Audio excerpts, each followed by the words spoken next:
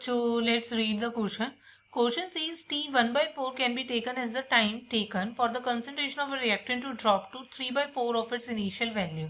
अगर rate constant जो है फर्स्ट ऑर्डर रिएक्शन का वो k है, so the T/4 can be T1/4 can be written as. क्वेश्चन कह रहे हैं कि T1/4 आपका वो टाइम है जो हम ले रहे हैं अगर कंसंट्रेशन जो है रिएक्टेंट की वो ड्रॉप कर रही है 3/4 ऑफ इट्स इनिशियल वैल्यू.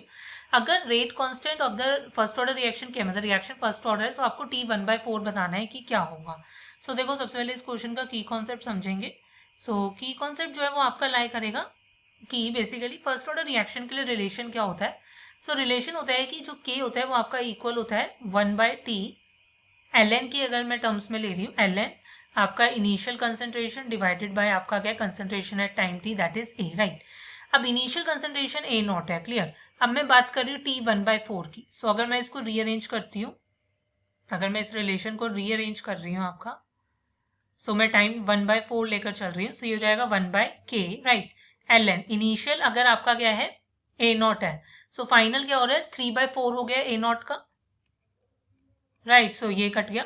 आपके पास जो ये हमारे पास वैल्यू है वो क्या आएगी, मेरे को देखो k की टर्म्स में ही आंसर निकालना है T1/4 का. सो ये क्या हो जाएगा आपका, ये हो जाएगा ln आपका बेसिकली क्या है ln 4/3 डिवाइडेड बाय आपका क्या है k, राइट. सो अगर मैं इसको सॉल्व करती हूँ, सो आपके पास ये क्या होगा, अगर देखो हम बात करते हैं, देखो अगर मैं इसको 2.303 की फॉर्म में ले लेती हूँ, सो ये हो जाएगा 2.303 log of 4/3 divided by k, fine. So now if I talk about log, मैंने लिया आपका लॉग, हम ले रहे हैं आपका 4 डिवाइडेड बाय 3, राइट.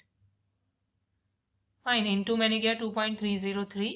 सो ये आपका निकल कर आ रहा है अप्रोक्सीमेटली, अगर मैं देखती हूँ तो 0.29 divided by k. So the final answer is option C. Hope you understand it well. Best of luck. Thank you.